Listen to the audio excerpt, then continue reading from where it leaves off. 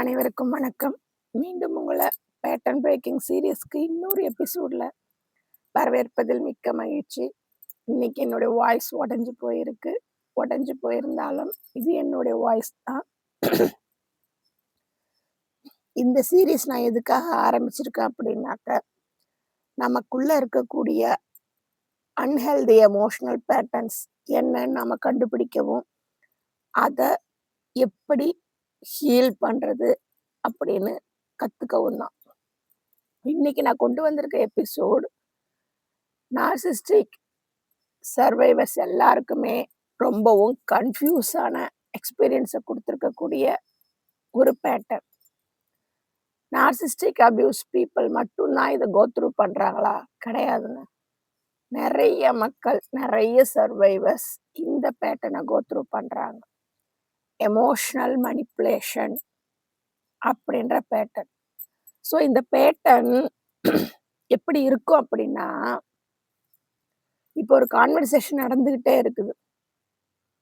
But ஆனால் திடீர்னு நீங்க கில்ட்டியா ஃபீல் பண்ணி அந்த இடத்துல இருந்து எட்ட நகரும்படி ஆகுது. பட் ஆனால் ஏன்னு காரணம் தெரியல. அதே மாதிரி யாராவது ஒருத்தர் உங்களுடைய ரியாலிட்டிய உங்களையே கேள்வி கேட்க வைக்கிறாங்க. அங்க நீங்க தான் ப்ராப்ளம் அப்படின்றத இன்சிஸ்ட் பண்றாங்க.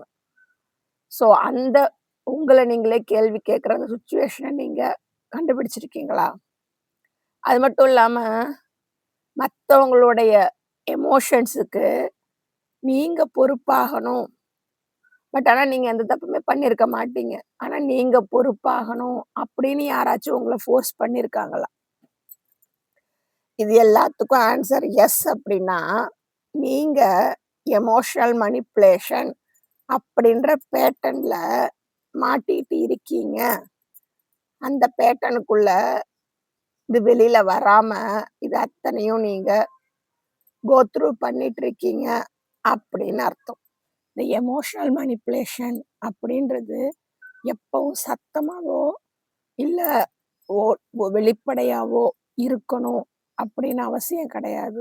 பட் ஆனா இது என்ன பண்ணும், என்ன மாதிரி டிஸ்கைஸ்ல இருக்கும், அதாவது மாற்று உருவத்துல இருக்கும் அப்படின்னா, இது அவங்க லவ் அப்படின்னு சொல்லுவாங்க. உங்க மேல இருக்கிற அக்கறை அப்படின்னு சொல்லுவாங்க. நீங்க அந்த கில்ட்டை ஏத்துக்கணும் அப்படின்னு சொல்லுவாங்க. இல்ல உங்க மேல அவங்க காட்டுற கருணை அப்படின்னு சொல்லுவாங்க. ஆனா இதுல ஒரு விஷயம் நம்ம புரிஞ்சுக்காதது, இது எல்லாமே உண்மைதான். லவ், அக்கறை, பொறுமை, நம்ம மேல கனிவு அப்படின்றது உண்மைதான். ஆனா அது நம்மள அமைதிப்படுத்தினாத்தான் இதெல்லாம் உண்மைன்னு அர்த்தம். அதுக்கு பதிலா நம்மள சுருங்க வைக்குது, நம்மள கேள்வி கேட்க வைக்குது, நம்ம ஒர்த்த கொஸ்டின் பண்ண வைக்குது, நம்மள அனுசரிச்சு போக வைக்குது அப்படின்னா, அது அந்த இடத்துல எமோஷனல் மனிப்புலேஷன். இந்த வித்தியாசம் தெரியாதனால தான் நாம நிறைய பேருடைய கண்ட்ரோலுக்கு உட்பட்டு நாம நம்மளை இழந்துகிட்டு இருக்கிறோம். இது என்ன பண்ணும் அப்படின்னாக்க, கொஞ்சம் கொஞ்சமா உங்களோட எண்ணங்கள்ல, உங்களுடைய எமோஷன்ஸ்ல, உங்களோட முடிவுகள்ல இன்ஃப்ளூயன்ஸ் பண்ண ஆரம்பிக்கும். எது வரைக்கும் தெரியுமா இன்ஃப்ளூயன்ஸ் பண்ணும்? நீங்க உங்கள முழுசா சந்தேகப்படுற வரைக்கும் உங்களை இன்ஃப்ளூயன்ஸ் பண்ண ஆரம்பிக்கும் இந்த எமோஷனல் மனிப்புலேஷன் அப்படின்றது. ஸோ இன்னைய எபிசோட்ல நம்ம எதை பத்தி பார்க்க போறோம் அப்படின்னா, எமோஷனல் மனிப்புலேஷன்னா என்ன? அதை ஏன் அந்த மனிப்புலேட்டர்ஸ் நமக்கு எதிரா யூஸ் பண்றாங்க? இது எப்படி நம்மளுடைய மைண்டையும் ரிலேஷன்ஷிப்பையும் பாதிக்குது? இதை எப்படி பிரேக் பண்ணி நம்மளுடைய எமோஷனல் பவரை நாம திரும்ப கொண்டு வர முடியும் அப்படின்றதான் இன்னைய பேட்டர்ன்ல நாம பார்க்க போறோம். அதுக்கு முன்னாடி என்னுடைய இந்த வாய்ஸை நீங்க பொறுத்துக்கிறதுக்கு ரொம்ப தேங்க்ஸ்.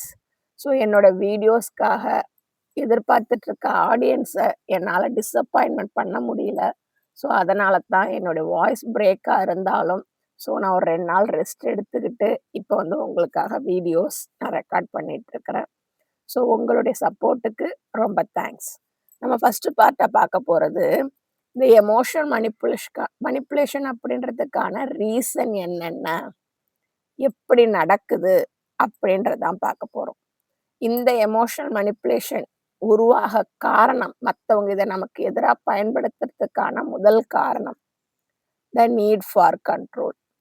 அதாவது நம்மளுடைய சுப்பீரியர் பீப்பிள், அதாவது நம்மளுடைய care givers, parents, siblings, partners, இவங்கலாம் என்ன பண்ணுவாங்க, இவங்களுக்கெல்லாம் நம்மள இழந்துருவோமோ, இல்ல நம்ம கூட இருக்கக்கூடிய மக்கள இழந்துருவோமோ, அவங்க மேல உள்ள கண்ட்ரோல நாம இழந்துருவோமோ, அப்படின்ற பயத்தினால நம்மள மேனிபுலேட் பண்ண ஆரம்பிக்கிறது. நம்மகிட்ட ஹானஸ்ட்டா கம்யூனிகேட் பண்றதுக்கு பதிலா, அவங்க நம்மளுடைய உணர்வுகளையும், முடிவுகளையும் இன்ஃப்ளூயன்ஸ் பண்ண ட்ரை பண்ணுவாங்க. நம்மள தனிச்சு இருக்க விட மாட்டாங்க. இந்த இடத்துல கோல் அப்படின்றது அவங்களுக்கு கண்ட்ரோலா மட்டும் தான் இருக்குமே ஒழிய, நம்மளோட கனெக்டடா இருக்க அவங்க விரும்ப மாட்டாங்க. அதாவது நம்மள ஒரு பொம்மையா தான் அவங்க நெனைப்பாங்க. என்னோட சைல்ட்ஹுட்ல என்னோட நார்சிஸ்டிக் அபியூஸ் எக்ஸ்பீரியன்ஸ்ல நான் உணர்ந்தது, நான் வாய தொறக்கவே கூடாது. அவங்க வாயிலிருந்து என்ன வார்த்தைகள் வெளியில வருதோ, அத அப்படியே உள்வாங்கிக்கிட்டு நடிக்கிற ஒரு பொம்மையா, இல்ல அதன்படி செயல்படுற ஒரு பொம்மையா, அவங்க வார்த்தைகள் வந்து ஒரு சாவி மாதிரியும், அத உள்வாங்குற ஒரு பொம்மையா, சாவி கொடுத்த பொம்மையா நான் இருக்கணும். என்னைய தனியா சிந்திக்க விட மாட்டாங்க. என்னுடைய விருப்பங்கள வெளியில சொல்ல விட மாட்டாங்க. நான் ஆசைப்பட்ட எதையும் செய்ய முடியாது. அவங்க எப்படி என்ன ஆட சொல்றாங்களோ, எப்படி நிக்க சொல்றாங்களோ, எப்படி பேச சொல்றாங்களோ, எப்படி பிஹேவ் பண்ண சொல்றாங்களோ, அப்படித்தான் நான் பிஹேவ் பண்ணணும். அப்படித்தான் நான் இருந்தேன். அதுக்கு அவங்க கையில எடுத்த ஆயுதம், "உன் நல்லதுக்கு தான் சொல்றேன். நீ இப்படி நான் சொல்றத கேட்கலன்னா, நீ வாழ்க்கையில வீணா போயிடுவ. உன்னைய வந்து எல்லாம் தப்பா பயன்படுத்திருவாங்க." ஆனா உண்மையிலேயே என்ன தப்பா பயன்படுத்துறது இவங்க தான். பட் ஆனா இத காரணமா சொல்லி என்ன வளர்த்து வந்தாங்க. அப்ப எனக்கு புரியல. இப்ப எனக்கு புரியுது. இப்பவும் ரீசென்ட்டா என்னோட பயாலஜிக்கல் ஃபேமிலில இருக்கிறவங்க என்ன ஓவரா மேனிபுலேட் பண்ண ட்ரை பண்றாங்க. நான் எது பண்ணாலும் தப்பு. ஒரு ஆன்லைன்ல ஆர்டர் போட்டாலும் தப்பு. இல்ல நானா ஒரு முடிவெடுத்தா தப்பு. ஒரு டிக்கெட் புக் பண்ணா தப்பு. எது பண்ணாலுமே அவங்களுக்கு அது தப்பா தான் தெரியும். என்ன முட்டாளா தான் பார்க்க ஆரம்பிச்சாங்க. நானும் அத நம்பனேன். எனக்கு தான் விவரம் தெரியல போல இருக்கு. நான் சரியா பெர்ஃபார்ம் பண்ணல போல இருக்கு அப்படின்னு நானும் நம்பனேன். பட் ஆனா இங்க உண்மை என்ன அப்படின்னா, இந்த இடத்துல என்ன அப்ரிஷியேட் பண்ணணும். இல்ல நான் பண்றத சரின்னு ஒத்துக்கணும் அப்படின்ற எண்ணம் அவங்களுக்கு துளி கூட கிடையாது. அவங்க என் மேல இருக்கக்கூடிய அந்த கண்ட்ரோல லூஸ் பண்ணக்கூடாது. அந்த பவர லூஸ் பண்ணக்கூடாது. அதுக்கு அவங்க இங்க சுப்பீரியரா தெரியணும்.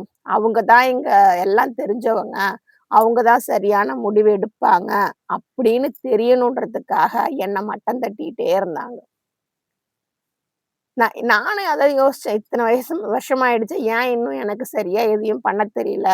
ஏன் நான் இவ்ளோ தத்தியா இருக்கிறேன்? அப்படின்ற மாதிரியான நெனப்பு எனக்குள்ள இருந்துச்சு. பட் ஆனா இப்ப நான் எல்லாத்தையும் புரிஞ்சுகிட்டதுக்கு அப்புறமேலுக்கு, எனக்கு என்ன தெரியுதோ, அத நான் சரியா தான் பண்றேன். அவங்களுக்கு தெரிஞ்ச அறிவு இருக்கிற வரைக்கும் நான் பண்ணணுன்ற அவசியம் கிடையாது. எனக்கு என்ன தெரியும்? எனக்கு என்ன புடிக்கும்? என்னுடைய லெவல் என்ன? அதுக்கு நான் பண்றேன் அப்படின்னா அது சரி. அவங்களுடைய லெவலுக்கோ, அவங்க எதிர்பார்க்கிற அளவுக்கோ நான் பண்ணல அப்படின்னா, அது என் தப்பு கிடையாது. பட் ஆனா அத என் தப்பா அவங்க ப்ரொஜெக்ட் பண்ணிட்டு இருந்தாங்க. "என்ன நீ இத போய் ஆன்லைன்ல ஆர்டர் போட்டு எடுக்குற, இங்க இவ்ளோ விலை கம்மியா கிடைக்குமே. என்ன அத அப்படி பண்ற? இது இவ்ளோ இதுவா இருக்குதே" அப்படின்னு. "இத இப்படி பண்ணாத, இது சரியில்ல" அப்படின்னு நான் பண்ற ஒண்ணொண்ணையுமே என்ன கரெக்ட் பண்ண முயற்சி பண்ணாங்க. பட் கரெக்ட் பண்ண முடியாது. பட் ஆனா அத மாரி பேசி, பேசி என்ன மட்டம் தட்டிட்டு இருந்திருக்காங்க அப்படின்றது ரொம்ப காலத்துக்கு அப்புறமேலுக்கு தான் எனக்கு தெரிய வந்தது. பட் ஆனா இப்ப அப்படி கிடையாது. நான் என்ன செஞ்சாலும் நான் கரெக்ட்டா தான் செய்யறேன். தெரிஞ்சு தான் செய்யறேன். என்ன கரெக்ட் பண்ண வேண்டிய அவசியம் உங்களுக்கு கிடையாது. என்ன கேள்வி கேட்க வேண்டிய அவசியம் உங்களுக்கு இல்ல. இன்னும் சொல்லப்போனா என்ன மட்டம் தட்டணுன்ற அந்த நெனப்பு உங்களுக்கு தேவ கிடையாது.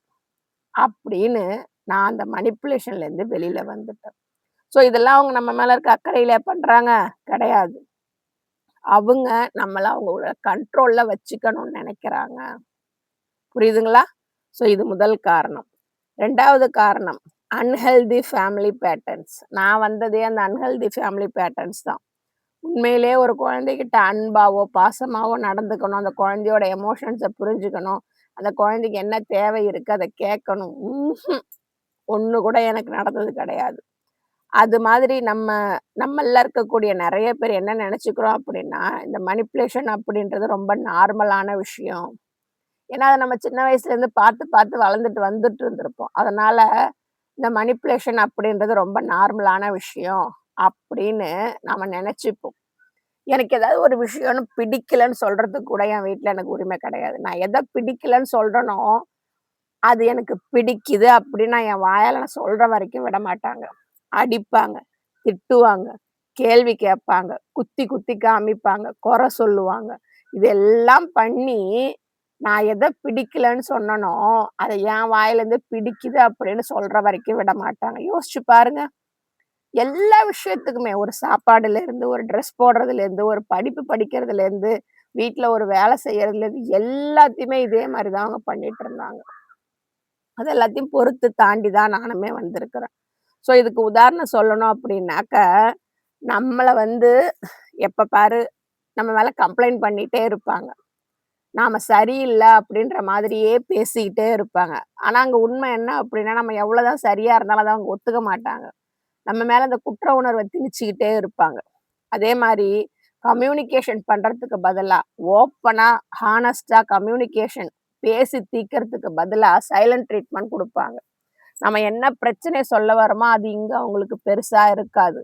பட் ஆனா, அவங்கள நாம எதிர்த்து பேசுறது, நம்மள பத்தி நாம எக்ஸ்பிளைன் பண்றது, அவங்களுக்கு அவங்க கண்ட்ரோல நம்ம மீறி போற மாரி தோணும். அதனால சைலன்ட் ட்ரீட்மெண்ட் குடுப்பாங்க. எமோஷனலா பிளாக்மெயில் பண்ணுவாங்க. "நான் நிம்மதியா இருக்க விடமாட்டியா? நான் சாவணுமா? நான் இப்ப நெனைக்கிறேன் செத்து போனா அப்பயே சொல்லியிருக்கணும்னு இப்ப நெனைக்கிறேன் நானு. நீ உயிரோட இருந்தா எனக்கு என்ன செத்து போனா என்னன்னு சொல்லியிருக்கணும்னு நான் நெனைக்கிறேன் நானு."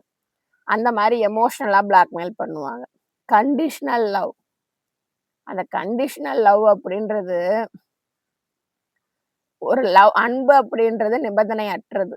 பட் ஆனா, அவங்க குடுக்குற அன்பு நிபந்தனைக்குட்பட்டதா தான் இருக்கும். அவங்களுக்கு பிடிச்ச மாரி நம்ம பிஹேவ் பண்ணா, பெர்ஃபார்ம் பண்ணா, அப்படின்றப்ப தான் அந்த அன்பு நமக்கு கிடைக்கும். அதுவும் வந்து கொஞ்ச நேரம் தான். இல்லன்னா கிடைக்காது. ஸோ இதெல்லாம் பார்த்து, பார்த்து வளர்ற நாம என்ன நெனச்சுப்போம், ரிலேஷன்ஷிப்ல இதெல்லாம் ரொம்ப சாதாரணம் போல இருக்கு.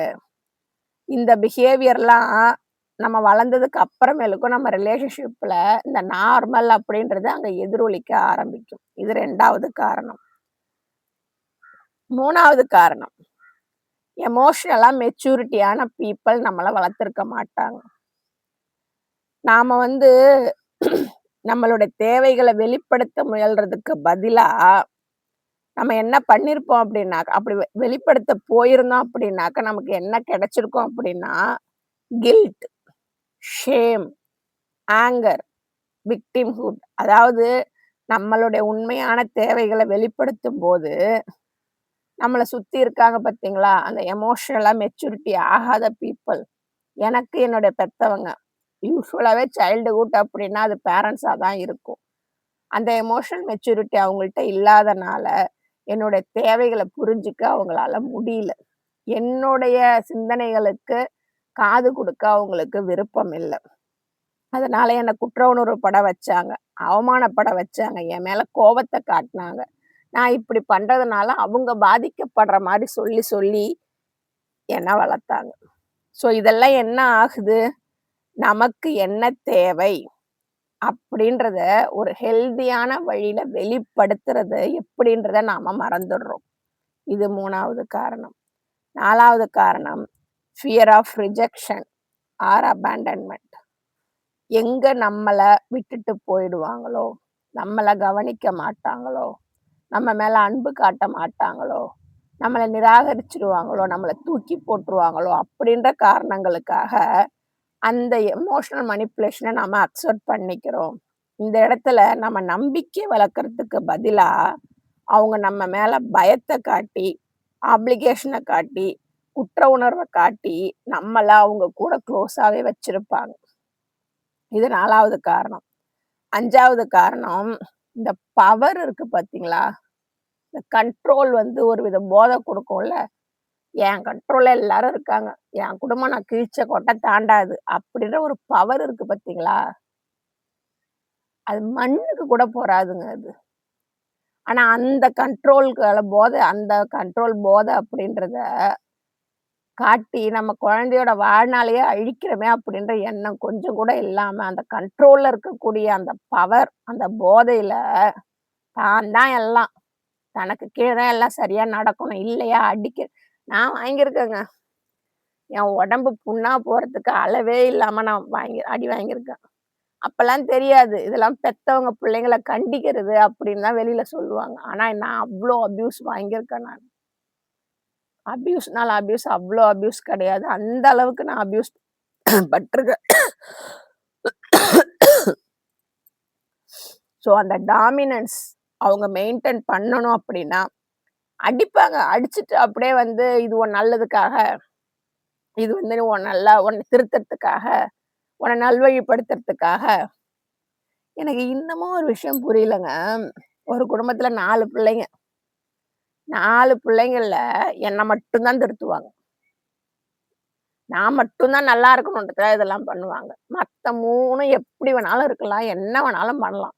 எந்த தப்ப நான் பண்ணேன் அப்படின்னு என்ன நாய் அடிக்கிற மாரி அடிச்சாங்களோ, அதே தப்ப இன்னொரு புள்ள பண்ணுச்சு அப்படின்னா, தலையில தூக்கி வச்சு கொண்டாடுவாங்க. அது திறமைய பாரு, அது பண்ணியிருக்கிறத பாரு, அது உன்ன விட எவ்வளோ அந்த தப்பையே அது என்ன விட சரியா பண்ணிடுச்சாம். இதெல்லாம் எங்க போய் நான் சொல்றது? யாரும் கேட்கறதுக்கு ஆள் இல்ல. பட் ஆனா இப்போ என் முன்னாடி நின்னு ஒருத்தரும் பேச முடியாது. வந்தாங்கன்னா அசிங்கப்பட்டு போவாங்கன்னு அவங்களுக்கு நல்லாவே தெரியும். என் வாழ்க்கையில இப்ப அவங்க யாருக்குமே இடமும் கிடையாது. அவங்க மேல எனக்கு பாசமோ, பற்றுதலோ, ஒட்டுதலோ ஒண்ணுமே கிடையாது. இன்னும் சொல்லப்போனா அவங்க மேல கோபம் கூட எனக்கு கிடையாது. எதுக்குங்க நான் கோவப்படணும்? என் மேல என்ன தப்பு இருக்கு? என்னெல்லாம் அவங்க பண்ணிட்டாங்க தான். அவங்க மேல கோபத்த வச்சு வச்சு நான் என்ன பண்ண போறேன்? அதனால எனக்கு எதாவது நன்மையா? நீங்க எல்லாம் எனக்கு பண்ணிட்டீங்க. என்ன எந்த அளவு சீரழிக்கணுமோ அழிச்சுட்டீங்க. என்னால அதுலேருந்து விடுபட்டு வெளில வந்து என் வாழ்க்கைய சரி பண்ண முடியும். சரி பண்ணியும் காட்டிட்டேன். இதுக்கு மேல வந்தாங்கன்னா என்ன நடக்கும்? அப்படின்றது அவங்களுக்கு தெரியும். அந்த பவர் இப்ப அவங்களால கையில எடுக்க முடியாது. ஆனா அந்த பவர் இந்த எமோஷனல் மேனிபுலேஷனுக்கு ஒரு காரணம். இந்த எமோஷனல் மேனிபுலேஷன் உருவாக இது 5 தாங்க காரணம். கண்ட்ரோல் அவங்களுக்கு வேணும். Unhealthy family patterns. எமோஷனலா மெச்சூரிட்டியா அவங்க இருக்க மாட்டாங்க. Fear of rejection and abandonment. Desire for power.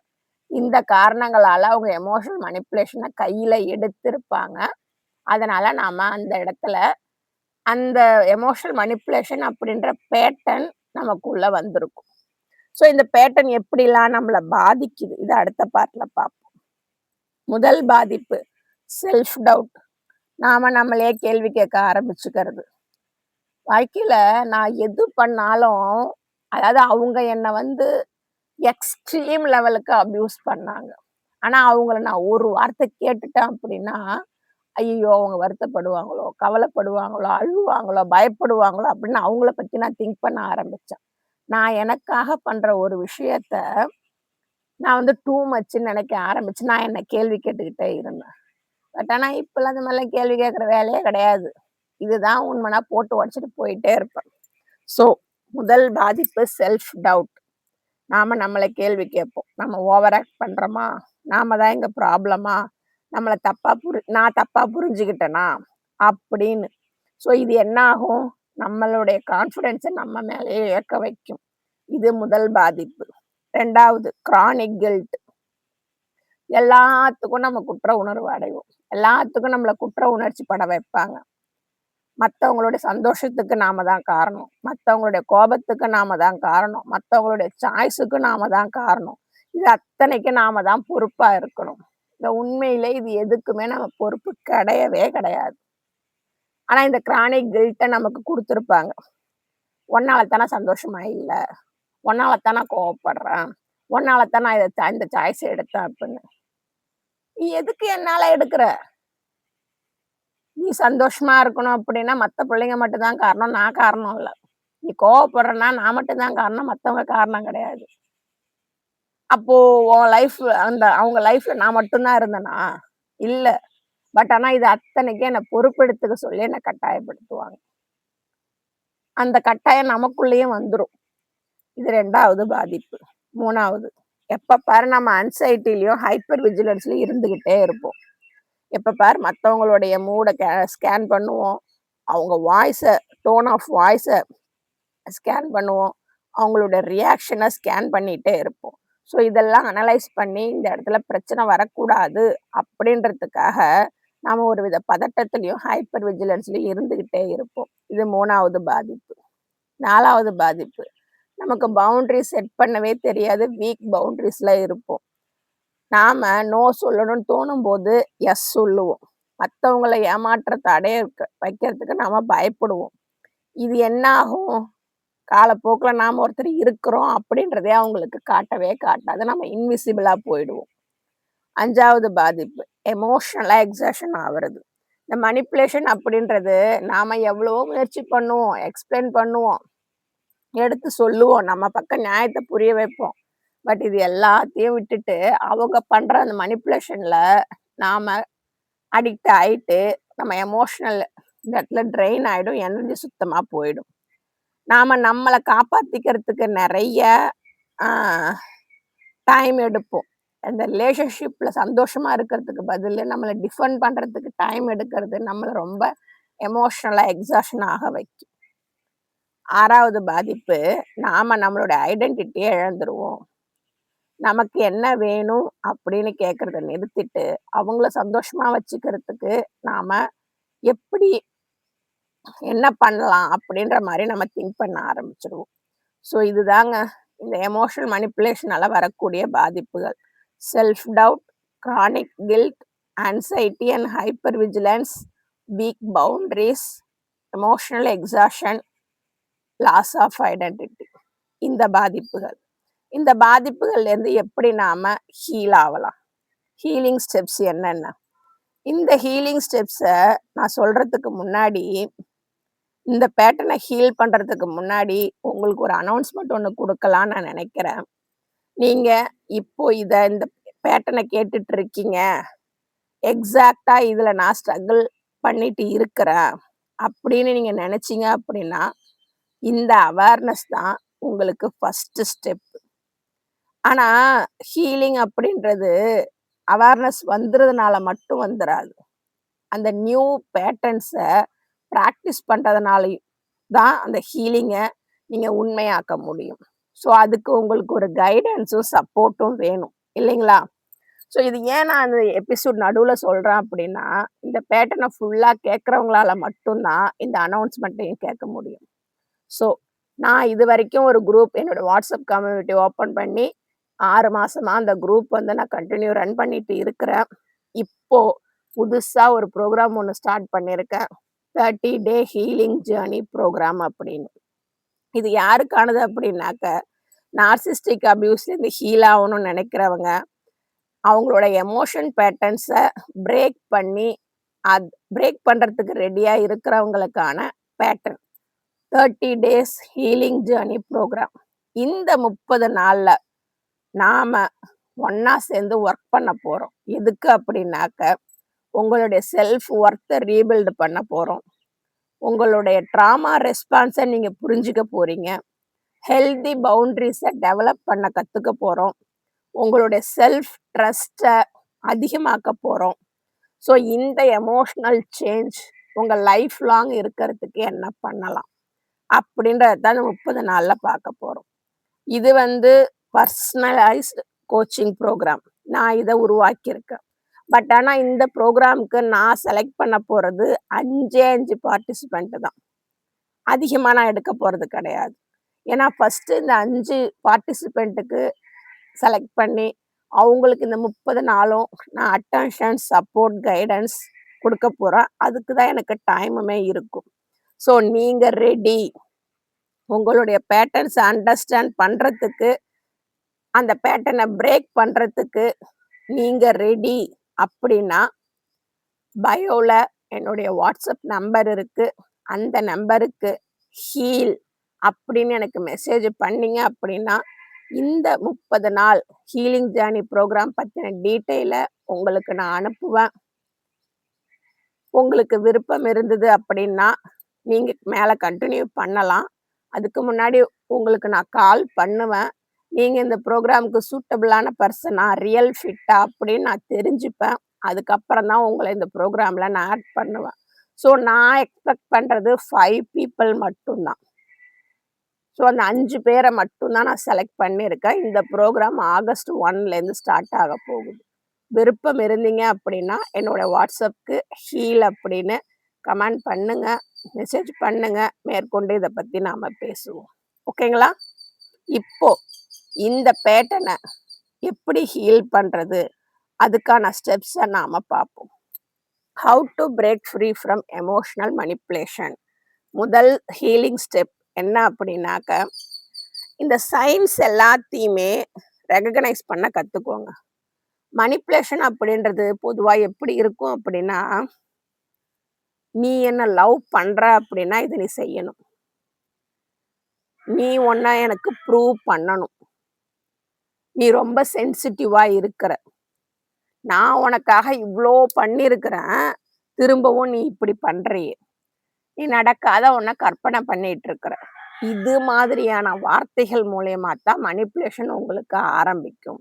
So அத ரெகக்னைஸ் பண்ண கத்துக்கோங்க. இந்த பேட்டர்ன்ஸ நீங்க ரெகக்னைஸ் பண்றது தான் உங்கள ஃப்ரீடம்க்கான ஃபர்ஸ்ட் ஸ்டெப். அடுத்த 2வது, ட்ரஸ்ட் யுவர் ஃபீலிங்ஸ். நீங்க ஏதோ ஒரு தப்பு நடக்குது அப்படின்னு உணர்றீங்க அப்படின்னா, அத நம்புங்க. அவங்க சொல்றாங்க அப்படின்றதுக்காக, அத நீங்க கன்வின்ஸ் பண்ணவே பண்ணாதீங்க. உங்களுக்கு சில கான்வர்சேஷன், சில ஃபீலிங்ஸ விட்டுட்டு போகும். குழப்பம், குற்ற உணர்வு, அவமான உணர்வு, நீங்க ரொம்ப ட்ரெயின் ஆகுற மாரி. ஸோ இதெல்லாம் வந்துச்சு அப்படின்னா, கண்டிப்பா அவங்க உங்கள எமோஷனலா மனிப்புலேஷன் பண்றாங்க அப்படின்னு அர்த்தம். ஆனா, நீங்க உங்க ஃபீலிங்ஸ நீங்க நம்புங்க. அந்த ஃபீலிங்ஸ்லாம் நீங்க நம்பனா மட்டும் தான் இதுலேருந்து உங்களால வெளில வர முடியும். உங்க ஃபீலிங்ஸ ஒருத்தவங்க நம்பாம, அத இன்ஃப்ளூயன்ஸ் பண்றாங்க அப்படின்னா, நீங்க ஏன் அவங்கள நம்புறீங்க? நான் கேட்கறது புரியுதுங்களா? உங்களுடைய ஃபீலிங்ஸ மதிக்காம, இது தப்பு, இது பொய்யி, இது சரியில்ல அப்படின்னு உங்கள ஒருத்தவங்க இன்ஃப்ளூயன்ஸ் பண்றாங்க அப்படின்னா, அந்த மனிப்புலேஷனுக்கு நீங்க ஏன் ஒத்துக்கிறீங்க? ஸோ உங்க ஃபீலிங்ஸ நம்புங்க. இது 2வது ஸ்டெப், ஹீலிங் ஸ்டெப். 3வது, உங்க பவுண்டரீஸ ஸ்ட்ரென்தன் பண்ணுங்க. நீங்க எப்பவும் நோ சொல்லலாம். இத நான் ஒத்துக்க மாட்டேன்னு சொல்லலாம். எனக்கு திங்க் பண்ண டைம் வேணும்னு கேட்கலாம். இது எனக்கு சரி வராது அப்படின்னு சொல்லலாம். இது அத்தனையும் சொல்றதுக்கு உங்களுக்கு 100% உரிமை இருக்கு. உங்கள சுத்தி உள்ளவங்க ஹெல்தியான பீப்பிளா இருந்தாங்க அப்படின்னா, உங்க பவுண்டரீஸ மதிப்பாங்க. மனிப்புலேட் பண்றவங்களா இருந்தாங்க அப்படின்னா, உங்க மேல கோபத்த காட்டுவாங்க. அந்த பவுண்டரீஸ உடைக்க ட்ரை பண்ணுவாங்க. புரியுதுங்களா? இது 3வது ஹீலிங் ஸ்டெப். 4வது, உங்கள பத்தி ஓவரா எக்ஸ்பிளைன் பண்றத நிறுத்துங்க. உங்கள நீங்க டிஃபெண்ட் பண்ணணுன்ற அவசியமே கிடையாது. இப்படித்தான். புரிஞ்சா புரிஞ்சுக்கோ, புரிஞ்சுக்காட்டி போ. என்னால என்ன மாத்திக்க முடியாது. சொல்லிட்டு போயிட்டே இருக்கலாம் நீங்க. ஒரு நீங்க அவங்களுக்கு ஏதாவது பதில் குடுக்கணும்னு நெனச்சீங்க அப்படின்னா, ஒரு பதிலும் சொல்லாதது தான் சிறந்த பதில். புரியுதுங்களா? உங்களலாம் எக்ஸ்பிளைன் பண்ணிட்டே இருக்காதீங்க. விட்டுட்டு போகட்டும். அனுப்பி விட்டுருங்க. நான் முடிவு எடுத்துட்டேன். ரொம்ப சந்தோஷம். எனக்கு இது பிடிக்கல. இனிமே யாரும் என்ன தேடி வர வேணாம். எனக்கு யாரும் தேவையில்ல. ஓப்பனா சொல்லிட்டு என்ட்ட வந்துட்டே இருங்க. எக்ஸ்ப்ளனேஷன்லாம் குடுக்கவே குடுக்காதீங்க. இது 4வது ஸ்டெப். 5வது ஸ்டெப். உங்க செல்ஃப் ட்ரஸ்ட்ட நீங்க ரீபில்ட் பண்ணுங்க. இந்த மனிப்புலேஷன் அப்படின்றது உங்க கான்ஃபிடன்ஸ, உங்க ஓன் ஜட்ஜ்மெண்ட்ட டேமேஜ் பண்ணும். ஸோ அதுக்கு இடம் குடுத்துறாதீங்க. அதுக்கு என்ன பண்ணணும்? நீங்க உங்களுடைய இன்ட்யூஷன நம்பணும். எமோஷன்ஸ நம்பணும். அப்சர்வேஷன்ஸ நம்பணும். உங்களுடைய வேல்யூஸ நம்பணும். இதெல்லாம் எப்ப நீங்க திரும்ப நம்ப ஆரம்பிக்கிறீங்களோ, அவங்களுடைய மனிப்புலேஷன அங்க பிரேக் பண்ணிடலாம். அந்த இடத்துல உங்க செல்ஃப் ட்ரஸ்ட் அதிகமாகும். 6வது ஸ்டெப்பு. உங்கள மதிக்கிற ரிலேஷன்ஷிப்ப மட்டும் சூஸ் பண்ணுங்க. வெறும் வார்த்தைகள்ல உங்களுக்கு நம்பிக்கை குடுக்குற ரிலேஷன்ஷிப் தேவையே கிடையாது. உண்மையா மதிச்சு அத செயல்ல காட்டுறாங்களா? அவங்களுக்கு முக்கியத்துவம் கொடுங்க. சில பேர் சொல்லுவாங்க, "இதுக்கப்புறம் நான் சரியா இருக்கிறேன். இதுக்கப்புறம் உனக்கு கால் பண்றேன். உன் மெசேஜுக்கு ரிப்ளை பண்றேன்." அப்படின்னு வெறும் வார்த்தைகள குடுத்துட்டு, உங்கள்ட்ட அவங்களுக்கு என்ன வேணுமோ அத வாங்கிப்பாங்க. ஆனா இந்த இடத்துல நீங்க உங்க வார்த்தைகள நம்புறீங்க. அவங்க செயல்கள பார்க்காம, இதனால திரும்பவும் நீங்க இந்த இடத்துல ஏமாந்து நிப்பீங்க. ஏன்னா என் வாழ்க்கையில இது நடந்திருக்குது. இந்த மனிப்புலேஷன்னால நான் என்ட்ட நெறைய விட்டு குடுத்துருக்கேன். ஸோ ஒரு கட்டத்துல முடிவு பண்ணிட்டேன். இனிமே வார்த்தைகள நம்புறது இல்ல, செயல மட்டும் தான் நம்புவேன்னு. அப்போ ஆட்டோமேட்டிக்கா அவங்களுடைய உண்மையான ரூபம், உண்மையான நிறம் எனக்கு தெரிய வந்தது. போதும்டா சாமி நான் அதோட கட் பண்ணிட்டேன். ஸோ உங்கள மரியாதை குடுக்குற அந்த நம்பிக்கையின் பேர்ல இருக்கக்கூடிய உறவுகளுக்கு மட்டும் முக்கியத்துவம் குடுத்து தேர்ந்தெடுங்க. இந்த ஸ்டெப்பெல்லாம் நீங்க ஃபாலோ பண்ணீங்க அப்படின்னா, இந்த எமோஷன் மனிப்புலேஷன் அப்படின்ற பேட்டர்ன நீங்க உடைக்க முடியும். முதல்ல இந்த சைன்ஸ் எல்லாத்தையுமே ரெகக்னைஸ் பண்ண கத்துக்கோங்க. உங்களுடைய உணர்வுகள நம்புங்க. உங்களுடைய பவுண்டரீஸ ஸ்ட்ரென்தன் பண்ணுங்க. உங்கள பத்தின ஓவரா எக்ஸ்ப்ளனேஷன் குடுத்துட்டு இருக்காதீங்க. உங்க செல்ஃப் ட்ரஸ்ட்ட ரீபில்ட் பண்ணுங்க. உங்கள மதிக்கிற உறவுகள மட்டும் தேர்ந்தெடுங்க. இத நீங்க பண்ணும்போது, இந்த எமோஷனல் மனிப்புலேஷன் அப்படின்ற இந்த பேட்டர்ன்ல இருந்து உங்களால வெளில வர முடியும். இந்த எபிசோட குளோஸ் பண்றதுக்கு முன்னாடி, நானும் இந்த பேட்டர்னால பாதிக்கப்பட்டிருக்கேன். இதுலேருந்து எப்படி எனக்கு வெளில வரணும்னு தெரியல. அப்படின்னு நீங்க நினைச்சிட்டு இருந்தீங்க அப்படின்னா, உங்களுக்கு என்னோட வாட்ஸ்அப் கம்யூனிட்டி ஹெல்ப் பண்ணும். பயோல என்னுடைய வாட்ஸ்அப் நம்பர் இருக்கு. அதுக்கு இன்ட்ரஸ்டட் அப்படின்னு நீங்க மெசேஜ் பண்ணீங்க அப்படின்னா, என்னோட வாட்ஸ்அப் கம்யூனிட்டி பத்தின தகவல்கள உங்களுக்கு சொல்லுவேன். அது பெய்டு குரூப். நீங்க விருப்பம் இருந்தா ஜாயின் பண்ணிக்கலாம். ஸோ இந்த எபிசோட க்ளோஸ் பண்றதுக்கு முன்னாடி க்ளோஸ் பண்ண போறேன். ஸோ இந்த எபிசோடு உங்களுக்கு தொடர்புடையதா இருந்தது அப்படின்னா, உங்களுக்கு நான் குடுத்துட்டு போற மெசேஜ் இதுதான். எமோஷனல் மனிப்புலேஷன் அப்படின்றது உங்கள கேள்வி கேட்க வைக்கிற அவங்களுடைய ஸ்ட்ராட்டஜி, ட்ரிக். ஸோ இந்த இடத்துல நீங்க உங்கள சந்தேகப்பட்டு கேள்வி கேட்கறத நிறுத்துங்க. நான் எப்படி அவங்கள சந்தோஷமா வச்சுக்கிறது அப்படின்ற கேள்விய நிறுத்திட்டு, உண்மையிலேயே இது ஹெல்தியான, ரெஸ்பெக்ட்ஃபுல்லான, என்னுடைய ஃபீலிங்ஸுக்கு உண்மையா இருக்கிற ரிலேஷனா? அப்படின்ற கேள்விய கேளுங்க. கேள்விய மாத்துங்க. உங்கள ப்ளேம் பண்ற கேள்விய விட, உங்களுக்கு ஹெல்ப் பண்ற கேள்விக்கு நீங்க வாங்க. அப்படி வரும்போது, எந்த ரிலேஷன்ஷிப் உங்களுக்கு டிசர்வ்டோ, அத உங்களால அடையாளம் கண்டுபிடிக்க முடியும். நீங்க ஒரு லவ் வேணும் அப்படின்றதுக்காக, அத சம்பாதிக்கணும். அதுக்கு பயம், பயத்துக்காக, கில்ட்டுக்காக, இல்ல உங்கள தியாகம் பண்ணணும். இதெல்லாம் பண்ணி தான் அந்த லவ்வ உங்களால வாங்க முடியும்னா, அது மண்ணுக்கு சமம். நல்லா புரிஞ்சுக்கோங்க. அன்பு அப்படின்றது கண்டிஷன் இல்லாதது. உண்மையா இருக்கிறது. உங்கள அப்படியே ஏத்துக்கிறது. உங்கள சாக்ரிஃபைஸ் பண்ண சொல்லாது. உங்கள மாத்திக்க சொல்லாது. உங்கள சுருக்கிக்க சொல்லாது. உங்கள கேள்வி கேட்காது. இதெல்லாம் பண்ண வச்சதுன்னா, அந்த இடத்துல, அந்த ரிலேஷன்ஷிப்ல உண்மையான அன்பு இல்ல. மனிப்புலேஷன் தான் இருக்குன்னு அர்த்தம். புரியுதுங்களா? உங்கள நான் மீண்டும் இன்னொரு எபிசோட்ல பேட்டர்ன் பிரேக்கிங் சீரிஸ்ல சந்திக்கிறேன். அதுவரைக்கும் நான் சொன்ன இந்த மெசேஜ ஞாபகம் வச்சுக்கோங்க. எமோஷனல் மனிப்புலேஷன நீங்க உடைக்கணும் அப்படின்னு விரும்புனீங்க அப்படின்னா, அதுக்கு நீங்க அவங்கள கண்ட்ரோல் பண்ணணுன்ற அவசியமே கிடையாது. நீங்க உங்களுக்கு உண்மையா இருந்தா போதும். நல்லா தெளிவா புரிஞ்சுக்கோங்க. அவங்க உங்கள கேள்வி கேட்க வைக்கிறாங்க இல்லையா? சந்தேகப்பட வைக்கிறாங்க இல்லையா? உங்கள ஒர்த்லெஸ்ஸா ஃபீல் பண்ண வைக்கிறாங்க இல்லையா? இது அத்தனையும் தூக்கி போட்டுட்டு, நான் தான் அப்படின்னு நீங்க கான்ஃபிடென்ட்டா இருக்கிறது மட்டும் தான் அந்த எமோஷனல் மனிப்புலேஷன பிரேக் பண்ண உதவும். உங்களுடைய பயத்த மறைக்க நீங்க பெர்ஃபெக்ஷனா இருக்கணும்னு அவசியம் கிடையாது. உங்க மேல நம்பிக்கையோட நீங்க இருந்தா போதும். ஹெல்தியான ரிலேஷன்ஷிப் அப்படின்றது உங்கள உங்களுக்கு துரோகம் பண்ண சொல்லாது. இன்னொருத்தர கம்ஃபோர்ட்டா வைக்கணும் அப்படின்றதுக்காக உங்கள மாத்திக்கவும் சொல்லாது. இதெல்லாம் சொல்ற இந்த எமோஷனல் மனிப்புலேஷன் அப்படின்றத உடைக்க முடியும். உடைச்சு ஹீல் ஆகி வெளியில வர முடியும். உங்கள பிரேக் ஃப்ரீயா வைக்கும். அப்படின்றது என்னுடைய குரல். இன்னைக்கு என் குரல் உடைஞ்சு தான் போயிருக்கு. இருந்தாலும் இந்த எபிசோட் கடைசி வரைக்கும் வந்து கேட்டதுக்கு, என்னுடைய குரல் உங்களுக்கு நம்பிக்கைய குடுத்திருந்தது அப்படின்னா, அதுதான் என் குரலுக்கான வெற்றி. மீண்டும் உங்கள இன்னொரு எபிசோட்ல அடுத்த வீடியோல வந்து சந்திக்கிறேன்.